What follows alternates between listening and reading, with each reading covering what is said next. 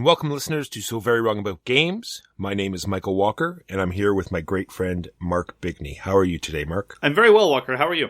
I'm good. I just want to thank the listeners for coming along this journey with us. I get to talk about these games that I love and share my joy and explain to you why I love these things so much. So I want to thank everyone for listening and being on this lovely trip with us. How are you today, Mark? That's so sweet, Walker. That's so sweet you're going to give me a cavity. And I know who could fill that cavity, honey. Oof. All right. So this is a podcast about board games. First, we're going to talk about the game we reviewed exactly 1 year ago. Then we're going to talk about the games we played this week. And then we're going to talk about some news and why it doesn't really matter. Then we're going to talk about our topic of the week, which is gatekeeping. I was going to have some sort of offhanded remark about, we're going to be talking about Mark and his favorite pastime or something, blah, blah, blah. But that is not fair. I know. It was a low blow and low hanging fruit and all that other stuff. So usual. I decided to, yeah. So exactly 1 year ago, Mark, we reviewed a game called, how do you pronounce that? Gentiles? No. Gentes? There's no L, so it's not Gentiles. That's not what it's about. Gentes? Well, I mean, I suppose it is about Gentiles, but it's pronounced Gentes, apparently. That's the Latin. That's the Latinist pronunciation. Yes. So Gentes is this fabulous game. It has like the same sort of timing mechanism where you have this allotted time at the top of your board and every action takes up a certain amount of time and has this entry mechanism where you can, double up hourglasses for a penalty, stuff like that. Has a little bit of area majority sort of on the map. Has this very interesting back and forth with these, whatever you want to call them, citizens or your nobles, where you have a minimum maximum. It's sort of like a seesaw that goes back and forth with them. So what do you remember? I remember Gentes being so forgettable that when I saw that this was the AYURIS this week, I had to try to remember anything about it other than it being so incredibly forgettable. Wow. Haven't then. Played it since we reviewed it. Haven't even thought about it. Most other games, even if I thought they were mediocre, I might have thought about them over the course of the past year. Gentes, I just traded away shortly after we reviewed it. Haven't looked back, and I have no regrets. All right, then. Maybe I'll talk a little bit more about things that I remember then. I had this. Well, I remember that the time system disappointed me because it just felt like worker placement. It was just, you have a certain number of workers, and you can go and place them and take certain amounts of things, and that... Yeah, it didn't seem swingy enough, right? They were all like either 1 or 2 time, right? So like you said, it corresponds to, placing 1 or 2 workers really when you get down to it. If you compare it to something else that we played recently, like Australia, which had the same notion, the same like broad notional idea of expending time to do various things. In Australia, I actually felt it. There was, you had to take sometimes actions that took you out of the turn order for a couple of turns, but it was worth it. Versus less efficient actions that might be more expensive or less opportune, but at least you're back in the turn order more frequently. There I actually felt like time was involved, as opposed to Gentes, where, again, I don't remember a whole lot about the game, but I don't remember the time element coming together nearly the way I wanted it to. I think was it Red November or Red October? I keep forgetting what they called that game. There was a game called The Submarine where it was on fire and you're racing around. November. I think it used Red November, and it used this mechanism best so far that, because you could have a huge swingy turn where you use 40 time or something ridiculous and someone only uses 1 or 2, and it really mattered then, how far you moved up the time track. But anyway, this game, it had also another little homeland track where you could put out, buildings and stuff, and it sort of gave you bonuses. You could use them and modify some actions or get some actions, and had these interesting cards too. So you had to sort of think ahead which ones you wanted to get because they all triggered off of each other, and you had to put your nobles in certain positions in order to qualify to get them. You seem to have very fond memories of this game. I did. I really liked it. We played an edition I really liked the art style of this. It was very minimalistic, and I really like how it looked. It was ancient writings type thing, and I remember it being an interesting game. You should have asked to keep it. I would have given it to you. Who has time to play? That's what it means. Keep it. It's like a year old. Who plays year-old games? God, who's got time? So that is the game we we reviewed exactly 1 year ago. I would like to thank you, Walker, and this may be tempting fate, for not using my least favorite board gaming word in the description of what kind of game Gentes was. It is a word that has been trademarked by Tasty Minstrel to refer to their deluxe versions, and I refuse to use it on this podcast. And if you now, having said this, say the word, I will edit it out into oblivion.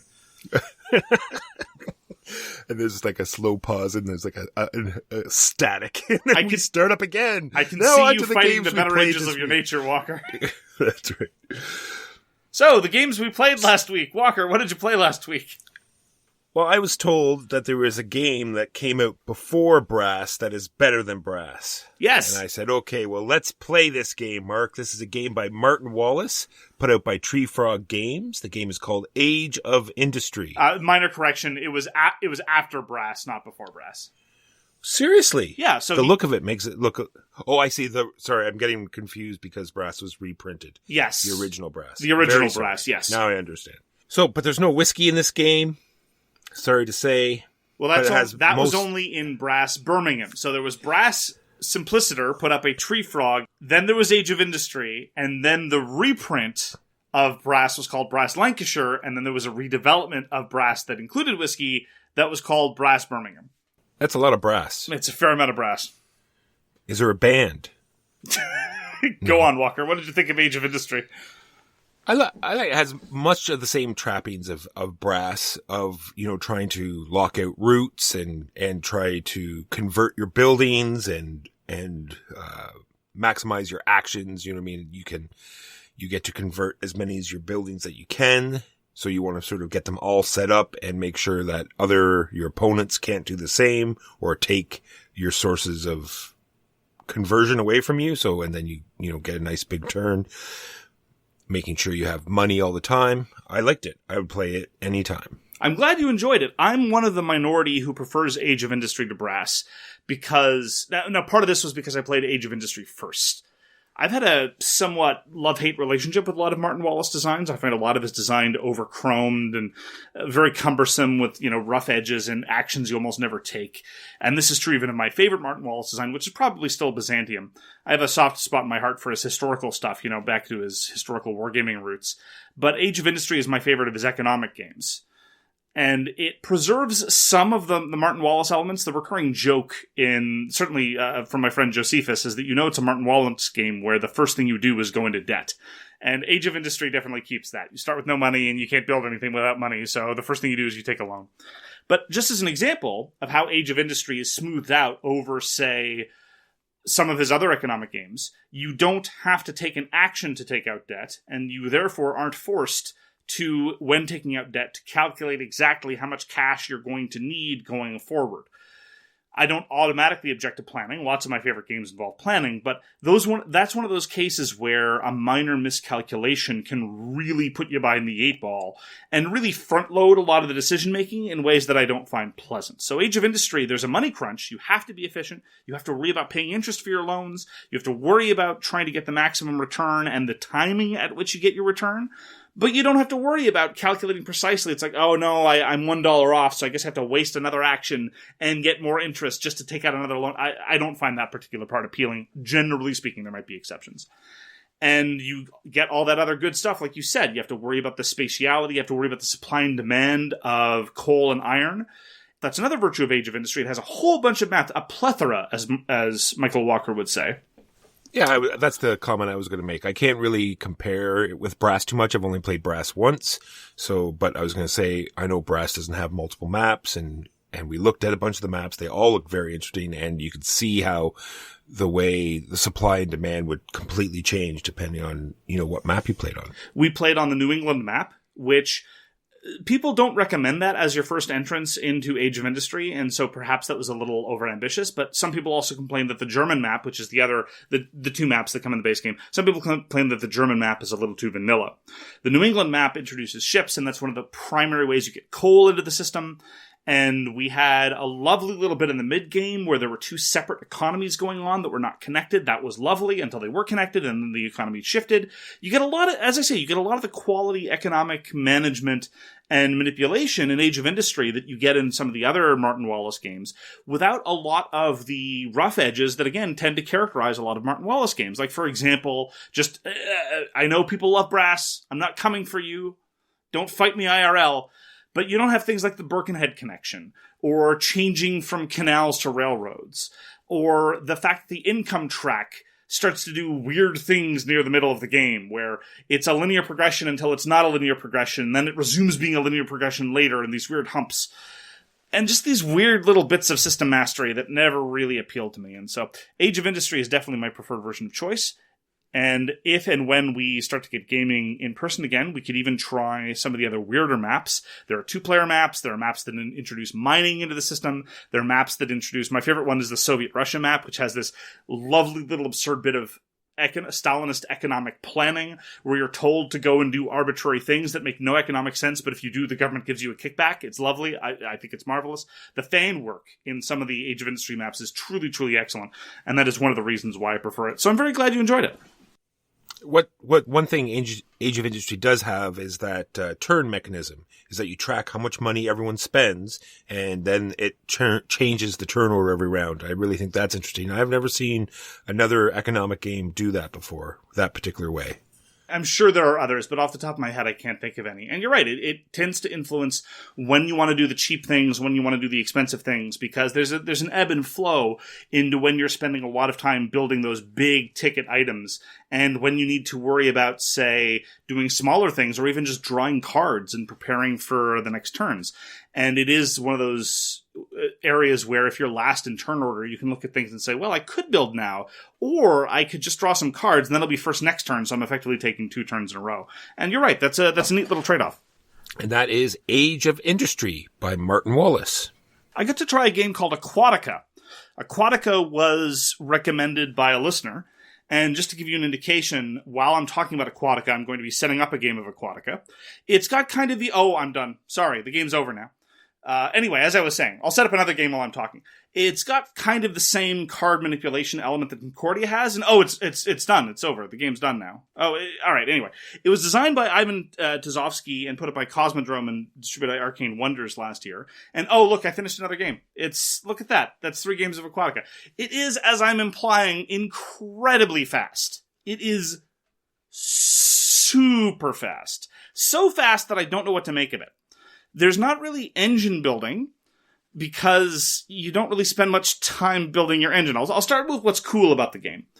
You can acquire these cards either by one of 2 different currencies that are these locations, and the theme of the game is that you're kind of diving. And to represent that, you kind of go down a list of benefits that a certain location will give you. And you go down that list either when you use the benefit or when you activate some other special ability that lets you go down the list. The goal is to get to the bottom of the list and then activate another card effect so you can score the location. Locations don't give you any points until you've gone through the entire list and then scored them. So you tend to try to organize this puzzle of, okay, I want to use this Benny here, and then I have to set myself up to use this other Benny. Or, as I say, you can just take a special ability and just sail past the list and not use any of the Bennies. And that part I think is really neat. The scoring element of Aquatica I find quite appealing in gaming out benefits. For some reason, and I don't know why, it seems so much more appealing to try to game out when to use various benefits as opposed to gaming out how to pay various kinds of costs. Because they very easily could have inverted it. Instead of saying, well, once this location gives you $2, slide down to the next location on the list. Instead of that, they could have said, well, pay $2 to slide down to the next location. But for some reason, it just seems more enjoyable to have this cascade of bennies that you have to figure out how to use. It's an interesting little challenge. That being said, as I said, it's very, very, very, very short, such that I'm not sure how much there is there. And this isn't purely a diss against short games. Some of my favorite games are very short. But I'm not sure whether, for example, when you're purchasing new cards, whether it makes any sense to consider anything past this hand of cards. So everything becomes incredibly tactical, to the point where I'm not really sure what kind of strategic horizon exists in the game at all. Suffice to say, it's sufficiently quick and engaging that I want to try it a few more times. And I do like how it uses the same card play element that Concordia uses, and the same kind of card play element that has been used in a number of other places, like Lewis and Clark, where you're, building not really so much as building a deck as building a hand of cards that you can then eventually do a reset and get all the cards back. The scoring is much more straightforward than in either Concordia or Tungaru. And it does have, I have to say, these adorable plastic manta pieces. You get these exhaustible resource benefits that are in the form of trained mantas. And when you use them, you flip them over onto their backs or their bellies. I can't remember which. The rulebook went into detail about their anatomy. That part I mostly glazed over. The theme is, very sort of undersea kingdom fantasy thing. Doesn't do anything for me, really. Them's the visual trappings. So I wanna go back to Aquatica. I'm not sure if it's just a smooth experience or if it's actually quality decision making, but I'm sufficiently intrigued that I'm willing to go back to it, and that's my early experiences so far with Aquatica.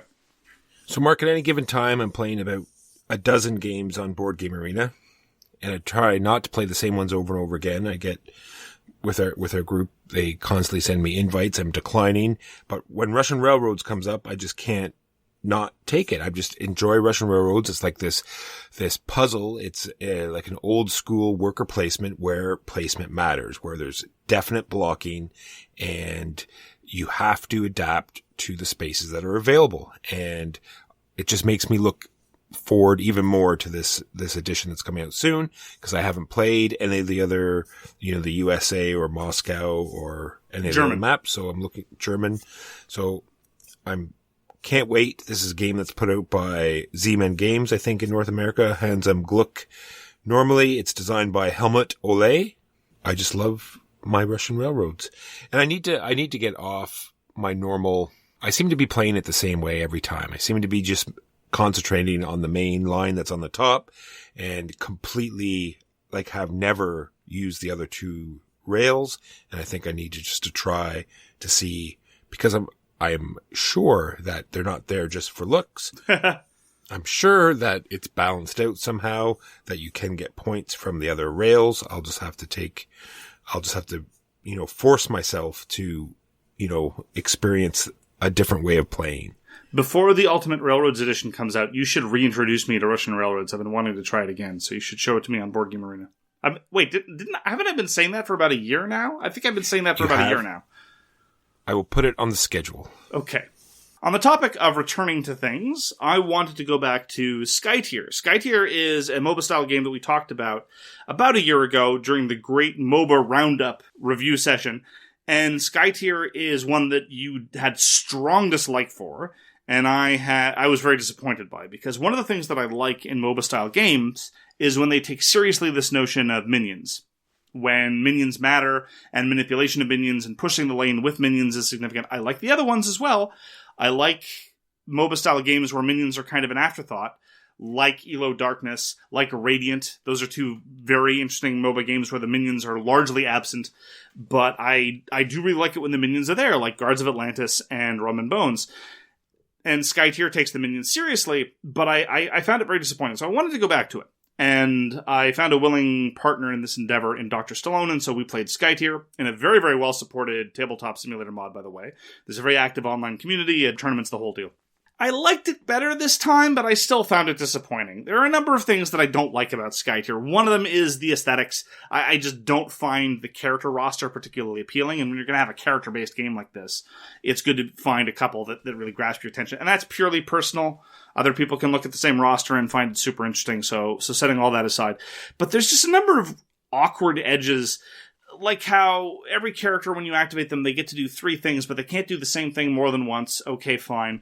There's 2 different ways to kind of sort of attack things, but only one of those attacks can be used against minions. Okay, fine. There's a bizarre action called Skirmish, which is sometimes necessary, but it's a very strange. On top of that, there are not enough rounds, I find, to give it a real good sense of back and forth. One of the things that is so great about Guards of Atlantis, or Rum and Bones, really, is you really get the sense of an ebb and flow in terms of the different minions going on. But in my experience, games of Skytear, admittedly somewhat limited, you don't really have enough rounds for that kind of experience to go. And generally speaking, in all 3 times I've played the game, you basically choose one lane to push, one lane to give up on, and just try to manage the bleeding, and that's more or less how it goes. And so that kind of undercuts the aspect of the minion management that I like, and also just how expensive it is in a very real way to attack minions. You know, you're giving up your entire attack for a hero in order to kill a single minion, so the opportunity cost feels significant. Anyway, Skytear's fine. It was okay. I enjoyed it, but in an environment where there are lots of different MOBA style games, I don't like the way that it harnesses the conventions, and I don't like the cast nearly as much as I like some of the other MOBA style games. I'm glad I went back to it. I'm glad I was able to get a further appreciation of the kind of cards that are available, because this in a very serious way is one of the reasons why I can't really get into Skytear. It's very much like Warhammer Underworlds in that it is semi-unrestricted deck building.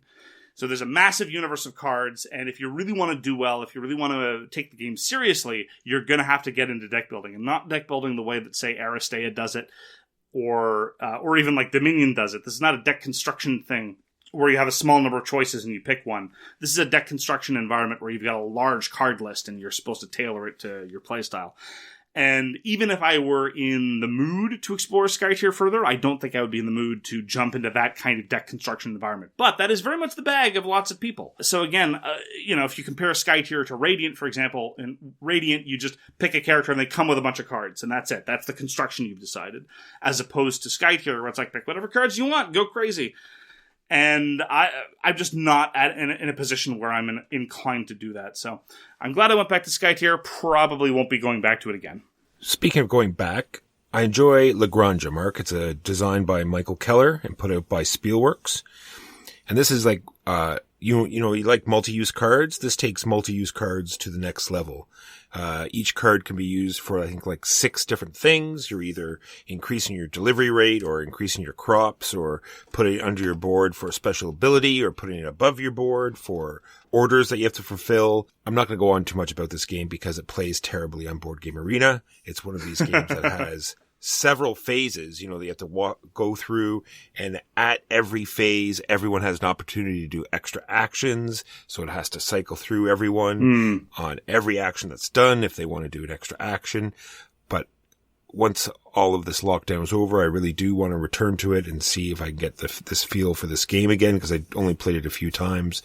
I like I said, I love this multi-use cards. I love the decision making at the beginning where you have to decide where these cards are going to go, because they're useful in so many ways, and you get to upgrade goods and fulfill orders. That's sort of my jam. There's like this area majority map that you're knocking people out of. That's interesting as well. So interested to go back to it. And there's a sub game that's Siesta Time or something they put out afterwards that I haven't played at all. The dice game version, I believe. Yeah. I'm going to have to give that a whirl as well. So that's Granja. Not much information, but definitely not for much like, like we just talked about last week. We were talking about if my love for Food Chain Magnate wasn't so great, then I definitely probably would not play it online, because like we said, there's so many different phases and just waiting for a whole turn to complete. But it's one of those games where there is a lot of thinking to it and sort of planning out your steps. So it's not so bad. But anyway, Granja, I will not play it again on Board Game Arena asynchronously. That's another game I would like very much for you to be able to show me, because when it came out, a number of people I respect very, very highly said very good things about it, but I never got a chance to try it. So I'm just gonna flop into something else, which is I already talked about Paris Connection. This is another game that does work well on Board Game Arena, especially if you're playing it real time. Like you don't have a lot of time, sort of like Can't Stop or Yahtzee things, or Martian Dice, these things that I play on Board Game Arena when I just, have a few minutes to waste. This is a game where there's 6 different colors of trains and there's a limited number of pieces for each train. And on your turn, you're either laying out tracks with these trains trying to connect cities to make each color worth more points, or you're trading in colors that you don't think are going to be worth any points to get more trains of ones that you do. And then once these trains run out, because like I said, they all have a limited number, then it all scores. So it's a very quick, sort of try to figure out which trains are going to be the most, which ones you can get rid of, how you're going to maximize your points. It's one of these things that I think you can knock out in 30 minutes. And it's a very interesting little train game, I guess. Paris Connection I was remiss, Walker, in last week not giving you a hard time because you have in the past disparaged Cube Rails games. No, hold on. Let me say my piece, Walker. I'm sorry. And Paris Connection is 100% a Cube Rails game. Would you like to admit that you were wrong in the past for being so dismissive of Cube Rails games? I don't feel this is because you're not delivering anything. They could be anything that you're laying out there. Cube Rails games almost never involve any pick up and deliver. Some of them do, but it's very rare. All right. I'm going to have to start showing you more Cube Rails games because I had thought that you were speaking from a position of authority and not liking them. I'm going to have to Irish gauge you a little bit. I might have to Wabash cannonball you a little bit. Hey, I've owned Railways of the World since it came out. That is not a Cube Rails game, sir. Oh. Sad face. No, I'm not saying it's bad. It's not necessarily better or worse for being Cube Rails. It's just Cube Rails refers to a very specific subgenre of kinds of things that tend to have been characterized by John Borer and Winsome Games. And Paris Connection is a game designed by John Borer and that was originally published by Winsome Games. What do you want? There you go. You'll have to introduce me to more then. I look forward to it. I got to play Anachrony. This was one of the rarest of rare things, a request from Louis. And my general policy is, there are a number of people in our acquaintance, Dewey, Louis especially, who will happily play almost anything put in front of them, but almost never request anything. And so when they request something especially, if they request something that I enjoy, I tend to be all over that. And so when Louis said, yeah, I heard about this game called Anachrony, I'm like, yes, we're there. So we got to play Anachrony. This was without any of the new modules. We have a review copy of the Fractures of Time expansion that was recently fulfilled by Mindclash Games. And I'm very much looking forward to trying that. I'm probably going to be busting out the new solo modes over the course of the coming week, so wait for that. But this was just the base game of Anachrony. And anybody who is familiar with Mindclash Games will be able to tell you that they do tend to ship with a lot of additional modules, but even without modules, there's still a lot going on. And Anachrony is a very, very nice worker placement game with, again, a lot going on. One of my chief complaints about Anachrony is that it doesn't seem to leverage its theme quite as nicely as it would want to, because it's about time travel notionally, but the time travel elements in the base game more or less amount to a loan system, where you take out loans from the future and then you pay them back with a time machine that sends the materials back in time. And one of the things I'm looking forward to in the Fractures of Time expansion is more time travel-y type things. For example, in the Fractures of Time expansion, you can cause your workers to be in two places at once, but there's a risk of having some of your machinery go on the fritz as a result. If you're not managing the temporal faults well enough, you can upgrade your time machine and do various other things. Anyway, but the base game still has tons and tons of detail. That's one of the reasons why it's hard to get the modules to the table. You've got a couple of new players, and you figure, do I really want to go into this separate side module? Do I really want to then explain to them after explaining all the base game? And here's how you go and jump in your giant plastic mech suits and fight monsters, which is this complete other module. And I will say, despite the fact that I enjoy Anachrony, it's probably my favorite David Turczi design. It's certainly not clean, but it's not with weird extraneous bits like you would find in some of his other work, and not even like you might find in other work, say, by Martin Wallace. You don't tend to find what we would call spiky bits, these trailing actions that don't seem connected with everything else. It's reasonably coherent and cohesive, despite being a very sprawling game otherwise. And I am looking forward to trying out some more of the modules, but when you play it online, I've said it before frequently, you can play Anachrony in one of two ways. You can either play it with the giant plastic mech miniatures, or you can play it the wrong way.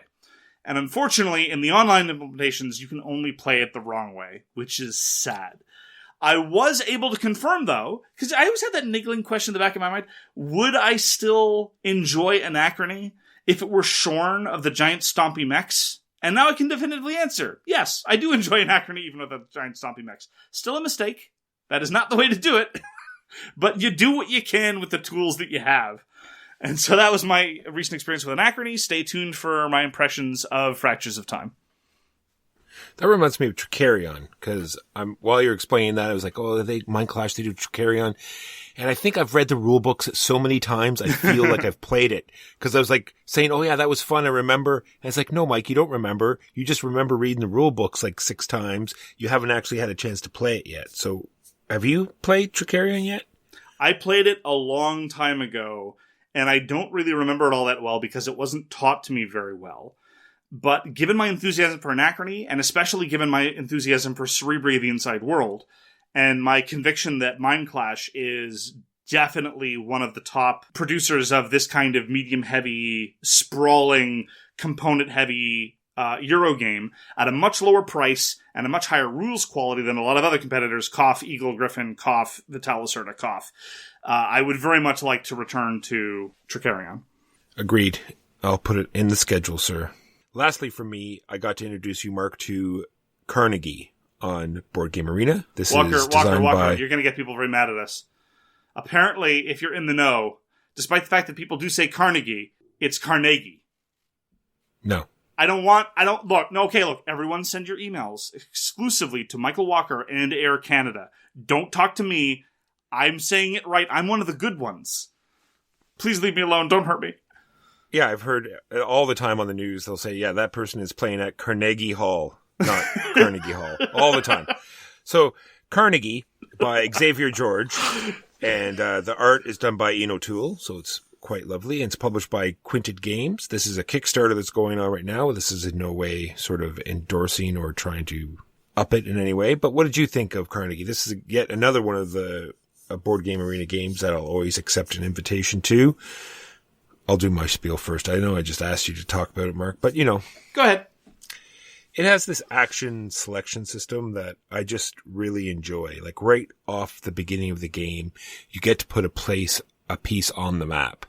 And what that does, it puts one of your workers in one of the sectors. And when someone picks a particular action, that sector is going to score, i.e. you pull that worker back. So right off the beginning, you're looking at this action selection. You're trying to figure out, okay, how soon do I want money? Where do I want to start? How am I going to, you're sort of planning 4 or 5 turns ahead of time. It's one of these things where you have to constantly move, with the flow, the different actions people take. I'm just enjoying this more and more. I'm worried that it's going to get a little samey after a while because it feels as though you're just doing the same sort of thing, like loading up the tokens to put them out on the board. But I'm feeling that there are subsystems to this game that have yet to be explored. I thought it was all right. It was okay. I didn't hate it. By the end of the game, I wanted it to be over. I felt I'd seen what it had to show. I actually feel I felt it started getting samey right around round 13 of 20. And the action selection is kind of cool. I like how it marries one of the 4 different action types to one of the 4 different regions or the possibility of making a donation. That kind of trade-off is okay. But the way the role selection works, I felt didn't really serve to differentiate players' positions in an interesting way. I felt, and you can tell me whether this is common, that in the first 3-ish rounds, we were more or less all doing the same thing. It took a while for us to differentiate our positions in any substantive way. And in a 20-round game, if the first 3-ish rounds everyone's going through the motions and doing more or less the same thing, part of me wonders if that's really the best way to start. Well, I think that mostly boils down to the fact that the only thing that's really going to change what you're doing is where you're placed on the board. So it takes a while for your workers to get out there. And it's also due to what buildings you take. Sure. And the fact that it's very common that people will just go down the line because they want to either figure out what each action does, or each action is sort of vital to the other actions. So you sort of just like progress along. So everyone's doing the same number of actions. And so it takes a little while to sort of, like you said, divert in different directions because everyone's tableau has to develop still. I don't necessarily know if that's why I think we proceeded along the same path for the first 2 rounds. Actually, Warmboy was pumping the research track real hard. We in fact had rather lopsided development along the 4 action tracks. It was just that our board positions were so similar that we were doing much of the same thing for the early bits. And that's just a mild critique. I don't want to pretend like it's a huge deal. One of my chief objections was that it was another tracks on tracks game. There are 4 different income tracks. You go up them, and then there are the 4 income tracks on your board. You spend resources to go up that. And at the end of the day, I didn't feel like I was doing anything. I didn't feel like I was running a company. I didn't feel like I was making donations. That part I was really disappointed by, thematically speaking, right? Because this is about one of the famous capitalist humanitarians in American history. And they talk about how this is about making donations for social welfare and leaving your mark historically. You're just buying victory points. That's all you're doing. There's no, why your great public works would in turn be tied to standard Eurogame mechanisms about how many different corporate divisions you have in your headquarters. Doesn't make any thematic sense at all, so you just feel like you're buying victory point achievements. And so I was a little disappointed in that as well. And so at the end of the day, you're right, there is this kind of cool idea of sending your workers out on missions, which, I mean, if you tell me I'm going on a mission, I tend to think of SEAL Team flicks. There was not really missions in that sense. They were just sitting around in the Midwest waiting for income to trigger. You're just upset that you didn't finish your meat dragon. I did not finish my meat dragon. Actually, I meant to preface this with the fact that we got to stream this. We're streaming every Saturday, so if this is something you want to check out, we play games every Saturday. We try to start at 10 a.m. Eastern, but that might change. But just so in case that's your thing, that's what we're doing. And allow me to stress, most of the time, while actually playing, I save my complaints for later. Most of the time. This time, I think I was pretty good. Yeah, so at the end of the day, I didn't really feel like there was anything special to Carnegie. I just felt like I was going up various tracks to maximize my score. I was buying corporate divisions so as to maximize my score. I wasn't doing anything really cool. It was a standard sort of resource management efficiency Eurogame. I want to do this to upgrade my tracks, so when I go and do this, I get more income, and then I use the money to buy points. I've been there, done that. Many times before. It didn't feel as clean as Xavier Georges' other designs like Ginkopolis, but it didn't feel as substantial or as interactive as something like, for example, Age of Industry. Very different games, but very similar themes in terms of like spreading industrial influence all over the place. Much rather play Age of Industry, different era as well. And I will finally point out that the rulebook instructed us to break the law, because it specifically says that if there is a tie, the tied players are obliged to shake hands and savor the shared victory. First of all, I object to it when the rulebook tells me how to feel. I'll savor what I want to savor. Thank you very much, Mom. And secondly, it is against the law for me to go and shake Warm Boy's hand because we tied at a game of Carnegie. So I gotta say, Quined Games, you'll be hearing from my lawyer. It's true. I do have to concede all the fact it does seem very abstract. There is not much theme to what you're doing in the game. But I still love it. I love this being able to plan. Yeah. It works well together. There is forward planning. You're absolutely right. You need to get your ducks in a row, so it's not a purely tactical affair. It does have strategic horizons. But I didn't feel anything particularly compelling. And that was Carnegie by Quined Games and Xavier Georges. And those are the games we played this week. Now on to the news and why it doesn't matter. Caverna, we all know. Or at least, Mark, you know I love Caverna. And apparently he's not telling anyone, but he's teamed up with Friedman Freeze because the name of this expansion is called Frantic Fiends. Apparently now orcs are going to be attacking your mines and little gardens and crops while you try to chip away for coal and diamonds and rubies. I love the first expansion where the dwarves were no more and you played all sorts of unique and interesting races. And now this is just more of the same. I'm hoping to play some Caverna this year. We'll see if that ever pans out. So look out games, Frantic Fiends for Caverna.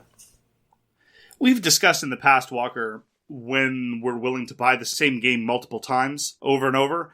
And I think I found my limit. You and I both adore Sentinels of the Multiverse. I have purchased the base game of Sentinels of the Multiverse twice. There was the base game and then there was the revised edition. Well, now, because Greater Than Games, I think, looked deep in their souls and said, well, other than Eric Royce and Spirit Island, we don't really have anything in our catalog ever since we said we were done with Sentinels of the Multiverse. So I guess we'll do Sentinels again. There's going to be Sentinels of the Multiverse, the definitive edition, with art that is not consistent with the previous editions, new keywords and therefore rules that are not consistent with the previous editions. And if you're a Sentinels fan, if you're a deep Sentinels fan like you and I are, you have a black monolith box full to the gills of dozens of heroes, environments, and villains. And why would you want to go down that road again? Because, again, it's not compatible with the other stuff. I assume they're going to be re-releasing all the other stuff eventually if this is successful enough. And I, for one, say no. I am 100% on your boat. Like, I'm not sure if the cards that I saw were complete or finished, but I did not like the new layout. I don't like how the printing was so standard. I like the old cards where it looked like comic book printing. I enjoyed the old artwork, but of course, art is subjective, but I love everything about the old game. I said this sounds curmudgeon-y, like my stuff's better. It's new. I don't like it, but they showed, this is more clear wording, and it's like, I don't find that any more clear than the other, like not clear enough that they have to put out a whole new edition, put it that way. I don't know whether I like the new art. I don't know whether I like the new layout, because the overwhelming bias I have is for the hundreds of dollars of stuff I've already got. And I'm not gonna, if it were compatible, or at least vaguely visually consistent with what I already had, I might consider imagining replacing some of it. But no, I'm not going to start again. I'm not going to start from scratch with an entirely new set, especially since I've already bought the base game twice. No. It could be one of these circumstances where one, maybe people are asking for it and they're sold out everywhere. So it's like, okay, well, we might as well. And they want to sort of catch in on other people that, have some of the stuff, but, here's a whole new edition that has everything. But anyway, Sentinels of the Multiverse Definitive Edition, coming soon to a game store near you. So lastly from me, Abyss is now out on Board Game Arena.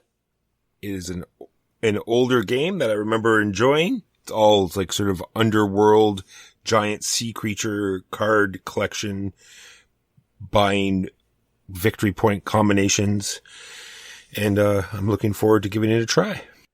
So Isaac Vega and Lindsay Rode, two industry professionals, have formed their own company called Rose Gauntlet Entertainment. And Isaac Vega is an interesting guy, and he's done some interesting things. And Lindsay Rode has generally not been a frontline game designer in the same way, but has done some interesting stuff. And they've announced some upcoming projects, two of which I just want to flag, because the artwork so far is gorgeous. They've presented in the teaser artwork. One of them is called After the Dungeon, and details are very scarce. It's early on in development, but they say that it is a cooperative RPG. And I don't know if they mean RPG in the way that D&D is an RPG, or an RPG in the same way that, say, Legacy of Dragonhold is an RPG, or RPG in the same way that Gloomhaven is an RPG. Or maybe the same way that Space Hulk is an RPG. Yes, in the way that it is a lie by Games Workshop. It's supposed to be about telling poignant stories about what happens after you're done looting a dungeon, and I'm all about that. I love stories about failure and about compromise and trade-offs, and I don't like stories about kicking down doors and murdering things. I like stories about what happens in between those things. So I'm very much looking forward to that. There's also going to be a roguelite deck-building game, which is very much the rage in indie PC game development, called Gone to Gaia, and this is going to be Isaac Vega's first video game that he's working on. And so if you like Slay the Spire or any one of the dozens of derivative-type games, it seems to be in that kind of wheelhouse. But anyway, as I say, the teaser artwork looks very good, and I have to say that Rose Gauntlet Entertainment's commitment to a diversity of experiences and storytellers sounds amazing, and definitely more of what the industry needs, and so I'm going to very much look forward to the output of Rose Gauntlet Entertainment. Finally, I have a brief update on some of the issues that we addressed a couple weeks ago with respect to Daniela Tascini and Phil Eklund. I'm going to go into more depth in this in an episode of SWAT Guy Lab for our Patreon listeners this week. So if you want me to go more in depth in this, I will. But I just have some brief updates. One of them is we mentioned that the CEO of Ion Game Design, Basimu Yannick, said that no longer would Eklund be putting any of his racist, vile nonsense in his rulebooks. Well, Phil Eklund has published a statement saying that as far as he's concerned, his contract grants him complete creative control over what gets put out. And so as far as he's concerned, it will still continue to be put out in the same way that it has been before. I will merely note that Phil Eklund is wrong about mostly everything. And so it is unsure what the contract says or who is owed what. But we don't know whether Ion Game Design will be publishing Eklund essays going forward or not. We have a statement from the CEO saying they won't, and we have a statement from Phil Eklund saying they will. So more on that to follow, possibly. And I just want to note that Daniela Tascini has very much been stepping up his apology game. His most recent statement has been one that accepts full responsibility for his privilege and for his blinkered approach to accessibility and race relations. And I just want to say that this is very much a step in the right direction. Not that it's for me to approve or disapprove of anything that he says necessarily, but I'm glad to see that he's dealing with the issue seriously, and certainly more seriously than his previous statements would have. So, insofar as our policies will evolve and adapt to the changing situations, we will keep you apprised, but the developments on that front specifically seem to be very promising. As I say, more to follow. That is the news and why it doesn't matter. Now, on to the topic of the week, which is gatekeeping. With more and more people playing board games, I just want to make sure that everyone is aware that I played board games before it was cool. Go on. Let's be clear. We are far from the target of this topic, but does not exclude us from bringing us to the attention and being part of the solution and not part of the problem. I don't know. I think we need to, every once in a while, need to remind ourselves of some modes of address that are toxic. I mean, I certainly do. You're better at this than I am, but I think we can both get a reminder every now and then about ways to talk about the hobby and the ways to leverage authority in ways that are less about gatekeeping and more about criticism. Oh no, you see, I think you misunderstand. I'm not saying that we're not the target, we're never targeted by gatekeeping, is what I'm trying to say. I'm not saying that we shouldn't be the target of this conversation. Oh, okay. Right. Okay. My apologies. That's okay. Also, it is not a problem exclusive. It's not a problem inclusive to our hobby. Every hobby has them. Our hobby just had them first, and they're worse than the rest, and the rest are just wannabes. Our gatekeepers are the best gatekeepers, and the other gatekeepers are poser gatekeepers. That's Brilliant. Right. It's weird. Why? I just have a question before we get into this. Why do subcultures do this, especially subcultures, right? Because you're right. All hobbies, a lot of endeavors, like sports fans have gatekeepers. More mainstream stuff has gatekeepers. Although gaming is more mainstream than we tend to think it is. But it's weird. The only analogy that I can come up with, and this is just speculation, I'd be interested to hear your thoughts, is kind of like the discourse that I hear about student loans. You know, you hear primarily in the U.S., you talk about debt forgiveness for student loans. And you have all these people show up and say, no, I paid my debt back and it broke my back, so we have to make sure that everyone else is crippled by debt the way that I was. And I have to imagine that in a subculture, it's like, look, I suffered for my obscure interests for years. Now everyone else has to suffer too, or they're not real aficionados like I am. True. The one thing I have is the next line here is that being said, there are toxic people in our community, and it might be this sudden flow of all these new players that they feel as though it's going to change. Right? Okay. All these new people are coming in. They think that things might change, and they don't like change, so this might be a little bit of pushback. That was just one thing from all the reading I did. Might be a reason why there's this sort of gatekeeping behavior exists. You're right. That's probably true. It's a desire to maintain credibility and a fear of change that could probably drive a lot of this behavior. I mean, I definitely think that people take themselves way too seriously. And this is one of the reasons why our podcast is called what it's called. Like, we take games very seriously, and we take criticism very seriously, we take the issues very seriously. Ourselves, we do not take seriously at all. Well, that's what I have right at the top here as well. How can we be defined as gatekeepers, right? Just to get this out of the way. Sure.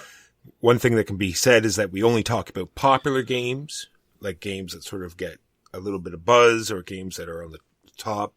I'm not saying that we do, Mark. I'm just saying these are things that could be said, and I don't think that is true. I think you, much more than I, see all these indie games, try them out, read the rules, and bring to attention things that normally would not get to the attention of our listeners. Well, that's fascinating. I think if anything, that would, if someone were inclined to call us gatekeepers, sort of elitist, exclusionist jerk faces, which I've definitely been accused of being in the past, they might point to that as evidence. Because if you just talk about whatever's at the hotness, or whatever's most popular or most recent, that might be more coextensive with what, I don't know, maybe not. And the other thing that might be, the other thing that sometimes says that you don't play the game enough to understand it properly. You need multiple plays. You can't just play it one or two times to fully understand how the intricacies of this game is. So they might say, you're not giving a proper representation of the games because you're not playing it enough. I agree. The thing that I think is common to a lot of gatekeeping activity and a lot of sub-hobbies is, here are all the reasons why your opinion doesn't matter. Here are all the reasons why you don't get to have an opinion on all of these things. And although we try very hard, and it's one of the things that is core to our editorial viewpoint and our reason for being, is to try to substantiate our views as much as possible. But one thing that I just want to make very clear that often isn't more clear in the middle of a review, people can like whatever they like for whatever reason they want to. There are games that I hate, and I think sometimes I'll even go so far as to say that it's indicative of bad game design. But there's nothing stopping you from loving whatever it is you love. And I am okay with that. Go forth and sin no more. No matter what game you're talking about, if somebody's like, it's just really what I enjoy doing. Like, yeah, great. Good for you. Enjoy doing what you're doing. I think that's fine until it comes into like a public setting, right? There's a lot of the reading I did. Some of the pushback was, well, I came here to do X, and you came here to do Y. That's nothing to do with me. Right. So, sure. Why should I have to, not do my X because you want to do Y? And I think, well, that's very convenient for you. So go ahead into your bubble and be complacent about the problem and perpetuate this problem. No, I agree. I think you've touched on one of the reasons why gatekeeping is so particularly toxic to board gaming. Number one, because it's a little more niche than some other interests. But number two, our hobby, even now, under current conditions, survives only because of social compromise.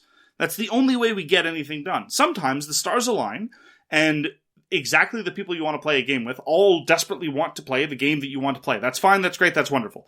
But by and large, our hobby is characterized by social compromise with people you don't necessarily know very well, and coming together and engaging in a highly artificial social arrangement.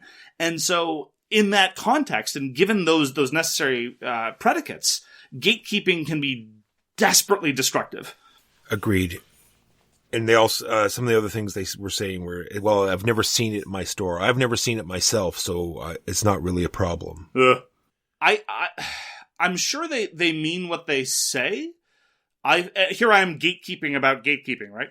But I find it hard to believe that people could have been in the tabletop hobby, whatever manifestation, whether it's miniatures, tabletop role-playing, whatever, and not seen any of the kind of rank dismissiveness towards women, people of color, new gamers, young people, old people, whatever. Like, you name the group. And I've seen people make very, very firm assumptions on what kind of gamer they are, whether they get to call themselves a gamer. And this is one of the ways I'd like to stress that we in board gaming are very much behind video gaming, I think, by about 10 to 15 to 20 years. Because I feel like video games have become mainstream and people have accepted and understood that gamers come in all different kinds of shapes, sizes, and backgrounds. Because everyone plays games on their phone, they play solitaire on their computer, what have you. And I think as a culture, video gamers did a very good job of saying, if you play video games, you are a video gamer. We don't get to look down our nose and say, well, you don't play the right kind of video games. And I still feel that when it comes to board gaming, I don't do this consciously. I hope I don't do it unconsciously either. It's you just play bridge or euchre. You're not really a hobbyist gamer the way I am. You just play crokinole, or you just play, name the game, Cards Against Humanity. Well, I have other objections to that. Or even Catan or Ticket to Ride, which are very, very niche hobby games. And I hear people make dismissive comments about those gamers all the time. Yeah, I had that sort of as my closing remark, is that I sometimes get labeled as snooty when it comes to mainstream board games like Clue or Monopoly or that. Mm-hmm. But when people start talking to me about games that are over 75 years old, old, it's just kind of painful. And it's not so much as that they're bad games, or I think they're like old tired mechanics. It's more of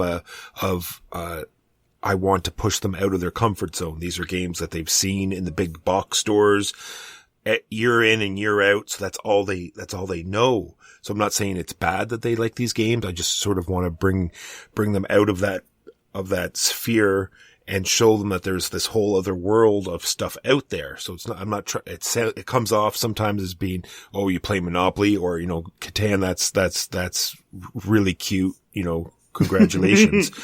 It's like, there's over 1,000 games that come out every year. And in where I work, we get those box games all the time. And I always make comments like, oh, are we going to like put those over with the 8-tracks or, stuff like that. And I'm not being dismissive of the games themselves. It's just the fact that, there's they're just, well, no, always in our face. Here's the thing. Here's the tension, I think. Here's how I would situate it, and you can agree or disagree.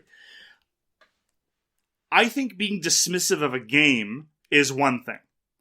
I think it's okay to identify certain games as being badly designed or mediocre or outdated or even so far as to say trash. I think it's also worth noting that there are lots of games that it's important to identify and interrogate the ways in which I think they're culturally and morally problematic. Cards Against Humanity, some of the games about colonialism, obviously, like we've talked about this a lot before. But there's a difference between that, and that's what we do. We are game critics, right? We want to try to pick apart these things and understand how they work and talk about it. But there's a difference between that and the people that like them. That's the key difference for me. Because when you start then judging the people that like them, judging games is one thing, but judging the people that like them, that's the problematic part. If somebody comes up to me and says, as was the case with the terrorist, that little 8-year-old terrorist who ruined my afternoon, I love Monopoly. Monopoly is my favorite game. I think the appropriate response to that person is, you are one of us.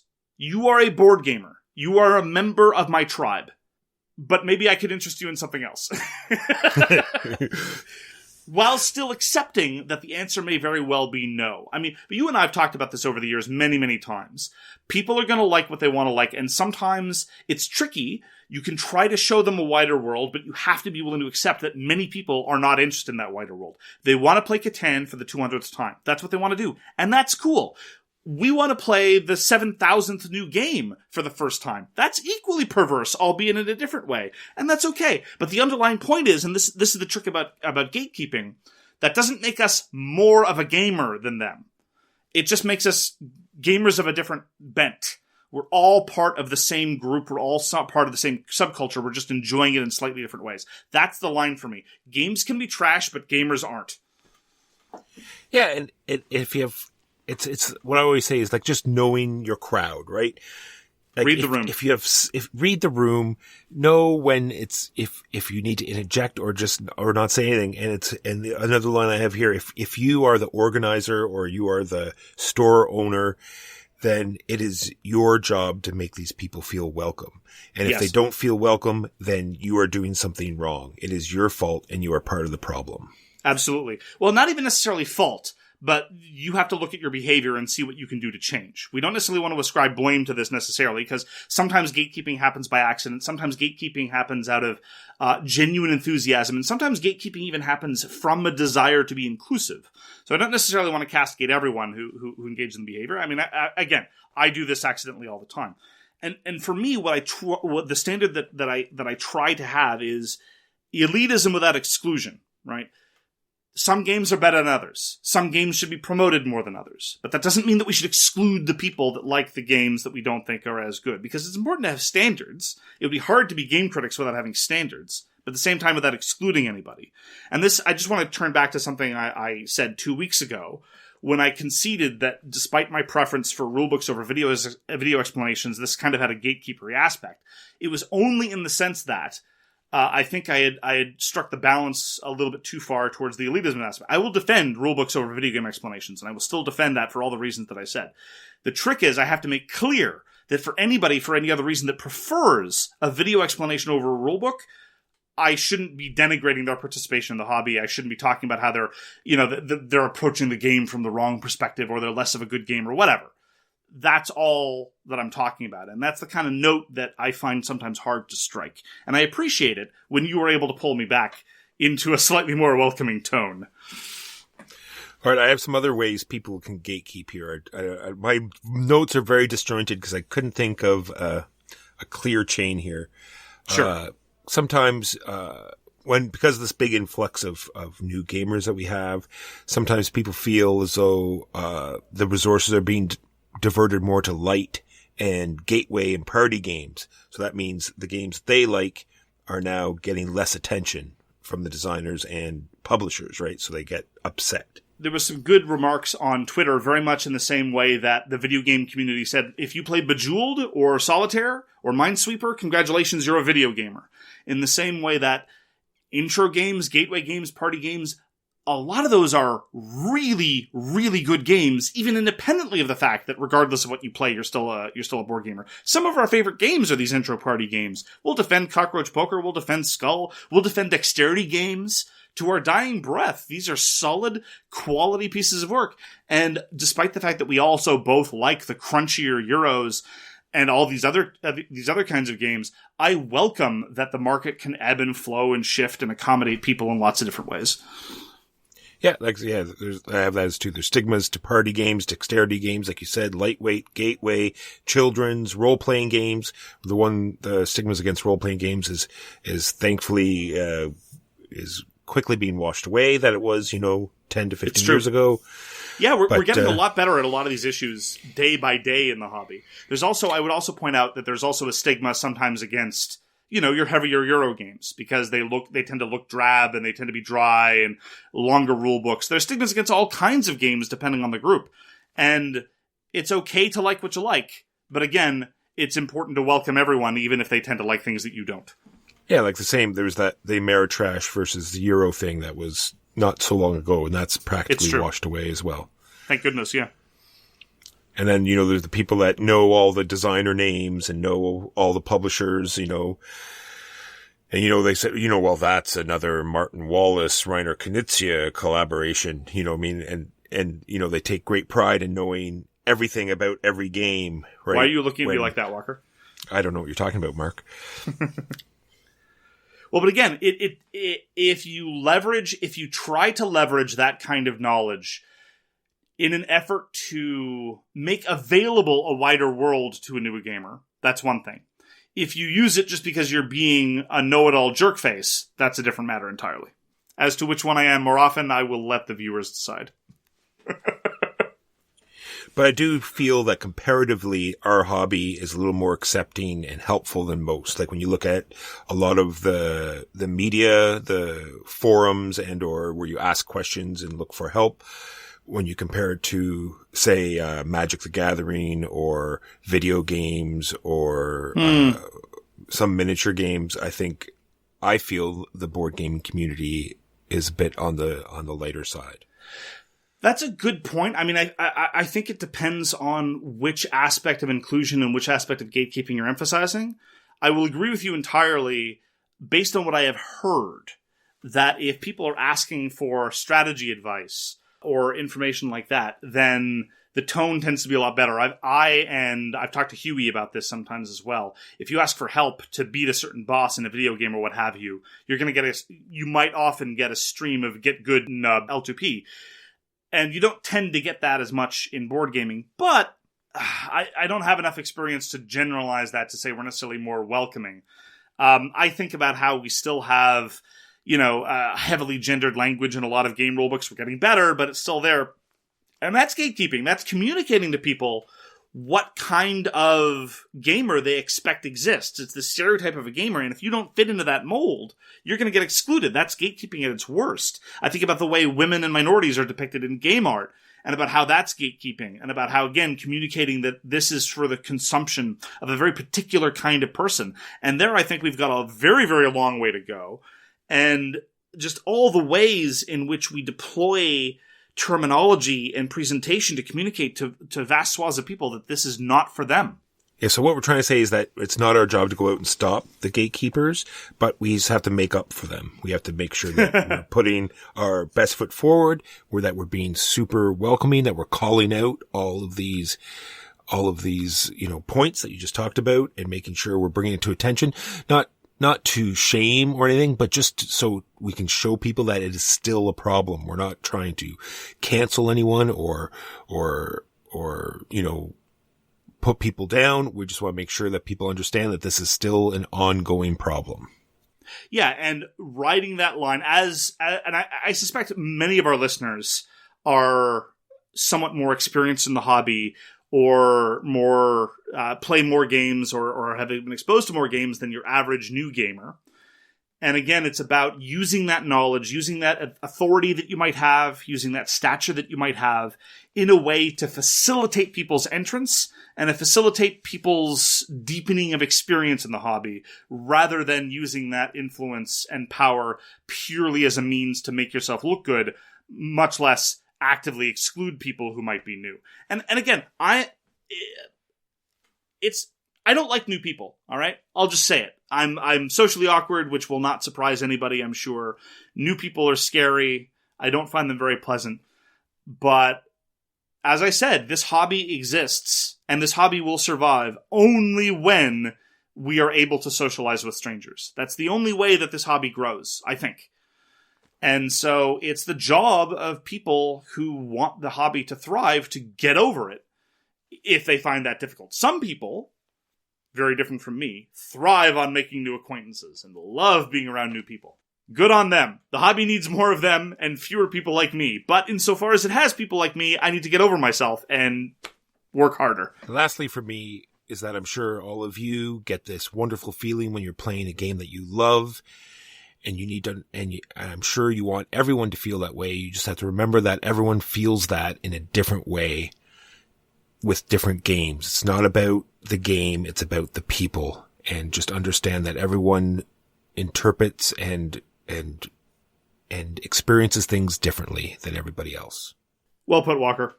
So that's going to do it for this week. Thank you very much for joining us for So Very Wrong About Games. If you'd like to get in touch with us, you can reach Walker via his email, justrolledadice@gmail.com. You can reach me, Mark Bigney, on Twitter @TheGamesYouLike. For more public discussion, you can find the So Very Wrong About Games Facebook page, or you can check out our Board Game Geek Guild, which is guild number 3236, and you can find us on Patreon. We read everything you send us, and we'll get back to you if we can. Thanks again for tuning in, and we hope to see you again soon. Peace! You've been listening to So Very Wrong About Games, produced by Michael Walker and edited by Mark Bigney. Special thanks goes to What Does It Eat for generously allowing us to use their most excellent song, FOS, as our theme. You can find them at whatdoesiteat.com. You can reach us by email at soverywrongaboutgames@gmail.com or on Twitter @SoWrongGames. Thanks very much, see you next time, and always, try to be right, but remember you are so very wrong.